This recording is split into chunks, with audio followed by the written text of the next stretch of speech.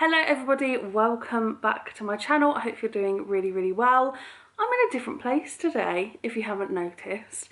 I'm in my dad's house this evening because him and my stepmom have gone to do some sign language course, and me and my brother are in there.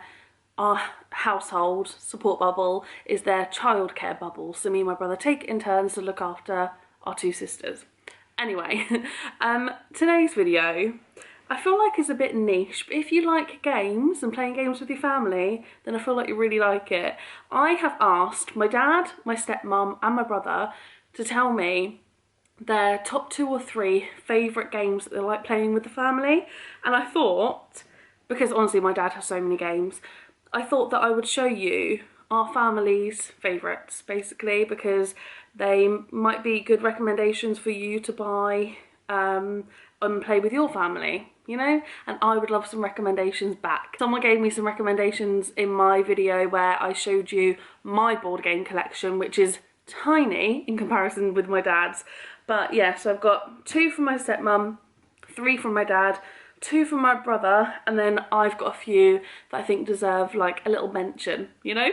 What I'm going to do is go through them, but I'm going to give you a quick description of each game, because I don't want this to be a really long video where I keep going on about the same game for like 10 minutes at a time. So I'm going to go through them kind of quickly. So let's start with my stepmom. She's got 2 favourites that she likes.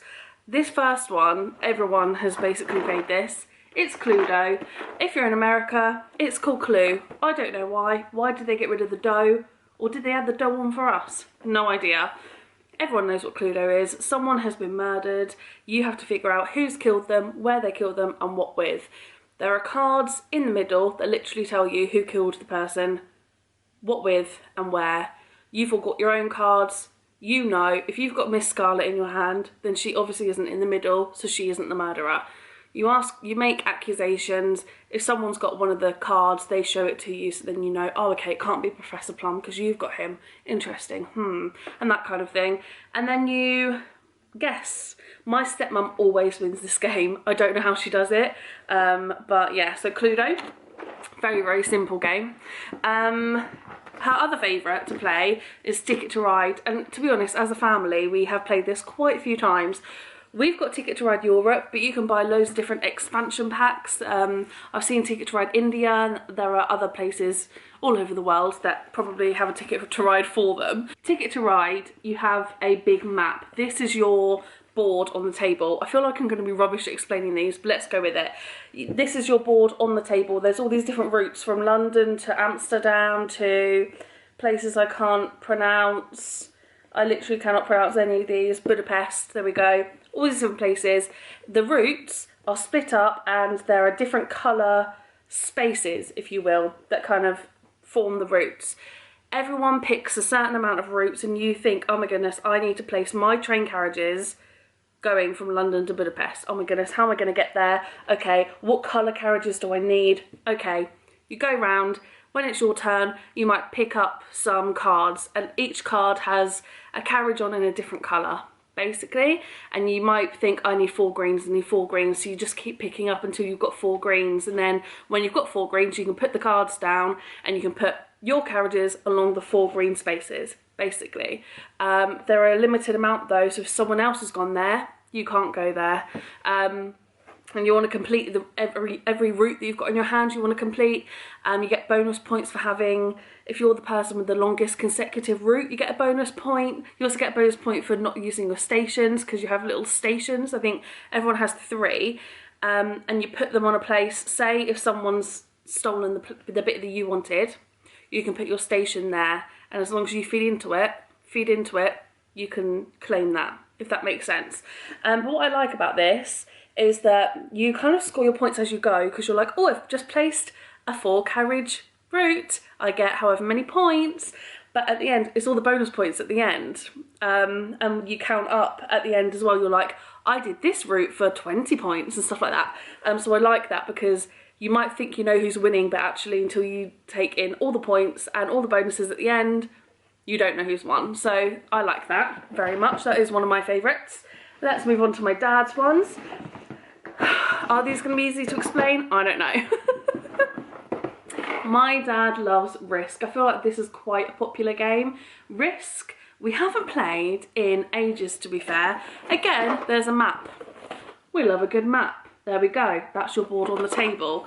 Basically, I think, from what I can remember, you are soldiers, you own an army, and it tells you, depending on which colour you are, how many soldiers you've got in each country and that kind of thing. And basically you decide where you want to invade, and through rolling dice it determines whether you invaded them successfully or whether they defended, that kind of thing. And basically you want to defeat all the other players and you want to take over. Yeah, I don't think I've ever won this, to be fair, but yeah, it is quite a good game. It's strategic. This can take a long time though, so be warned. Something that doesn't take quite as long is this, Walking in Burrano. I hope I'm saying that right, Burrano. We have had this for a little while. We haven't had it for ages though, but we played it a couple of times. Walking in Burrano, I don't know if you can see, but there are like different houses. So from what I know, there is a real place called Burrano that has like beautiful houses along, I don't know, along the canal, along the river. I keep stopping because I think I can hear children awake, but I'm not sure. Basically, your aim is to create the best riverside town, the riverside terrace, if you will. There are different house parts. You've got the bottom of the house, the middle of the house, and the top of the house, which is the roof, in different colours. And you want to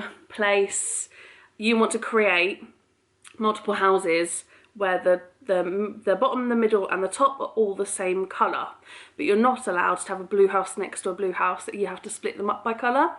There are, again, bonus points that you can get, I think, at the end of the game, where like if you've got more than 6 cats in your street, you get a bonus point. Or whoever's got the most chimneys gets a bonus point. Whoever's got the most flower pots in the windows gets a bonus point. So then you might have a piece that doesn't have any windows, any flowers, anything like that, and you just don't get the bonus points for it.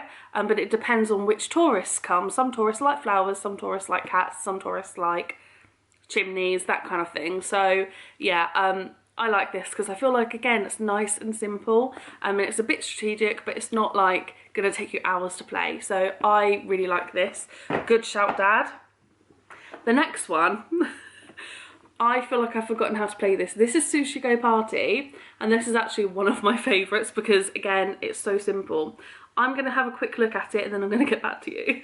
So in Sushi Go Party, you have cards. These are like the dessert ones. So you have like a pudding, looks like that. We have fruit, and then we have green tea ice cream. How you play is everyone has a hand. Everyone has one. You then look at your hand and you think, which card do I want to keep? You take it and you place it face down in front of you, and then everyone passes their hand to the left. And then you keep going, so you then pick one, place it in front of you, etc, etc. And basically, it's interesting because you kind of know after, there's normally 4 of us playing, you know after it's been passed 4 times what kind of cards there are. And you earn points. For instance, this pudding card, you'll know that there are like going to be a certain amount of pudding cards in the game. Whoever at the end of the round has the most pudding cards gets 6 points, but whoever has the least gets -6.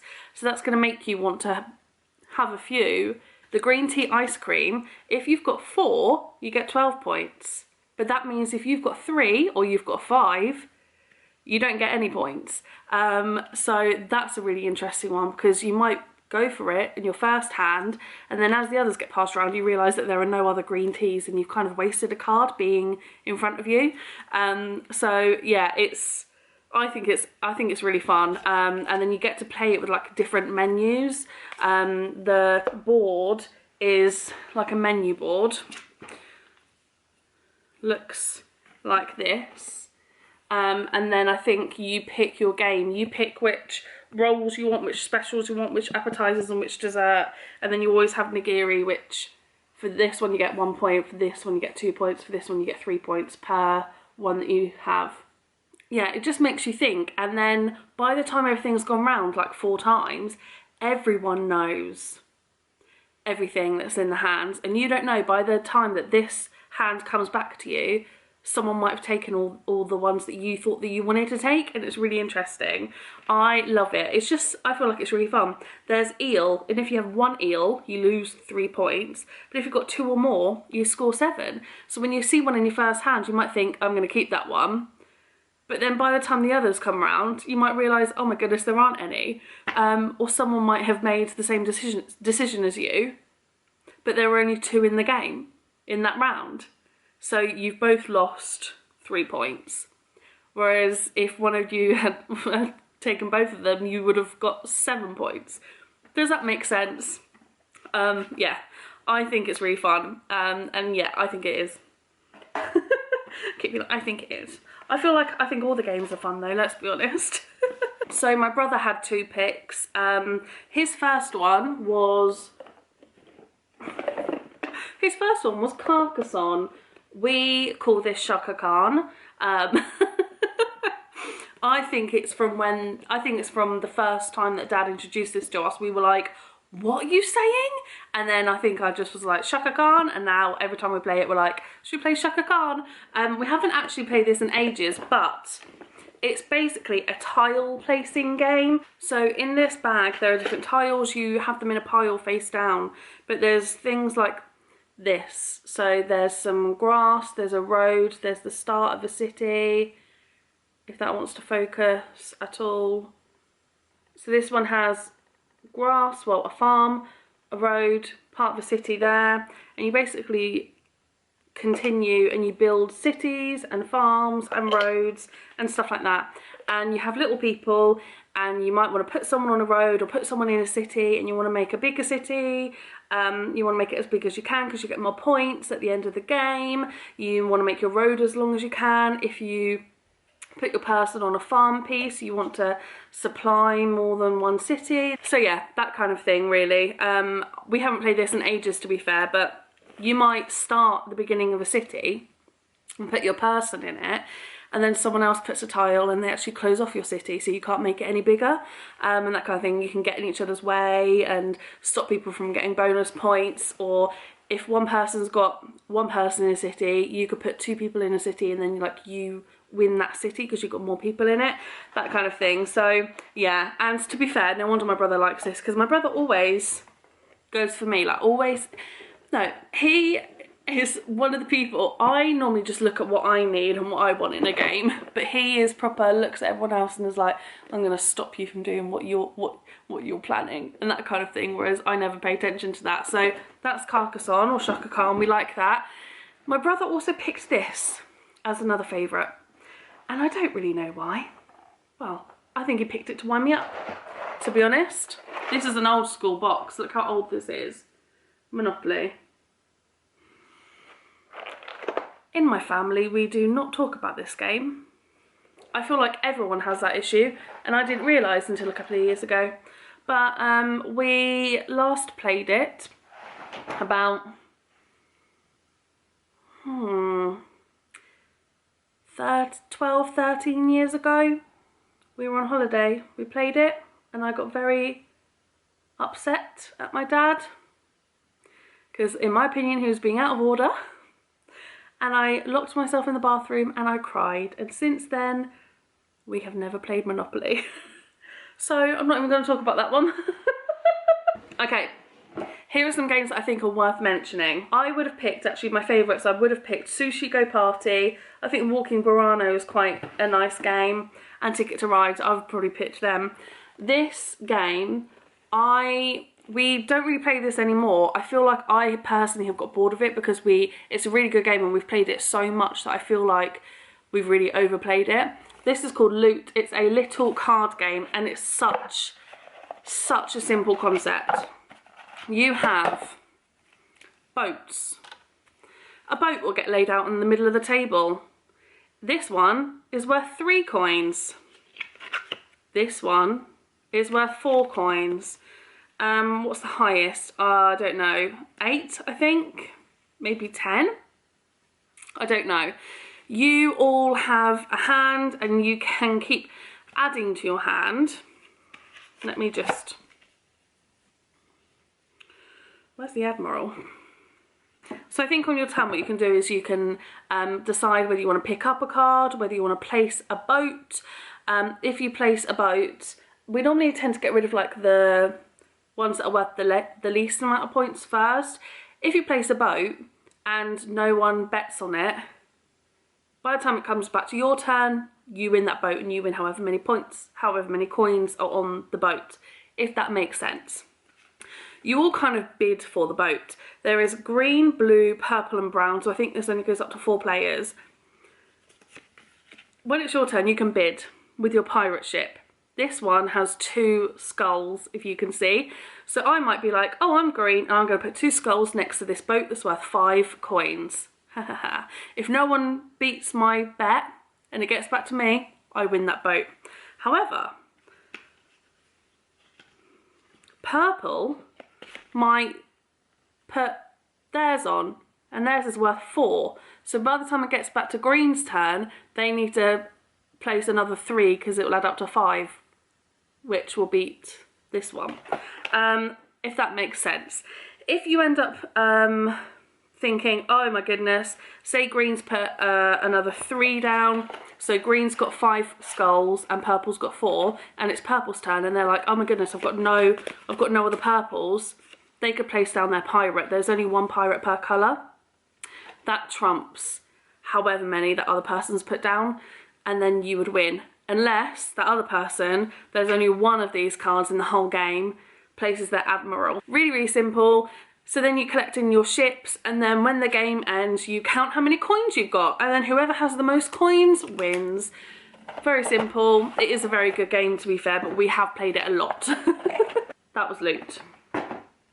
Next, again, a really kind of fairly short, simple game is Perudo. I really like Perudo. Perudo is just I feel like it's a very simple game. You all get a certain amount of dice and a cup. You all shake your dice and tip them upside down, and you look at yours and don't show anyone else. Then you start making bets, and you might be like, I think on this table we've got 2 3s, at least 2 3s. The next person might say, I reckon we've got more than that, because you might know that you've got 5. You might say, I think we've got 4 3s. And it goes round. You can change the number if you're going higher, that kind of thing, until you're like, I don't know what to do. Like, there's 4 of us playing, someone's bet over here that we've got 7 6s, and I'm not sure that we do, that kind of thing. And basically, you then check, and I think you lose dice, so then you need to try and remember the next round that there aren't the same amount of dice as there were before, because people have been losing them. So yeah, and then it ends up being like one against 1 in the end, and I think you always end up with 1 dice each. So that's really interesting to see what the other person bids and bets, and yeah, so yeah, that's a really good game. I like that. It's, again, I feel like just a nice simple quick game. A slightly longer one. This is one that we've only played like 2 or 3 times. This is fairly new to us. This is called Wingspan. It looks, I feel like, by the box and by the pieces that you get, I feel like it looks really boring. And when my dad first got this out, I was like, what are you doing? What are you doing with your life, Dad? No. But again, I think I like a game. I like a short, playful game. And then with the bigger ones, I feel like I like it when you don't really know who's going to win, because I think I give up. Like with Risk, with Monopoly, you get to a point where you're like, oh, you're obviously going to win, and we're just waiting for you to finally win, you know? With this one, you get bonus points. So you collect bird feed and different types of bird feed, like worms or nuts or berries and that kind of thing. They attract different types of birds. You then use your feeds to attract a bird, and you have birds and they lay eggs. and you kind of collect eggs on top of your birds. Certain birds have a certain length wingspan. Certain birds have other kind of bonuses and stats to them. And then basically it gets to the end of the game and it's like, oh, there's a bonus for whoever's got the bird with the longest wingspan. So then there's a bonus few points. There's a bonus if you've got exactly 7 eggs. Oh, cool. Or there's a bonus for whoever's got the most eggs, that kind of thing. So again, you don't really know who's going to win until you add it all up. And I really like it. They are my family, well, my dad's side of the family's favourite games for us to play as a family, but let's just exclude Monopoly.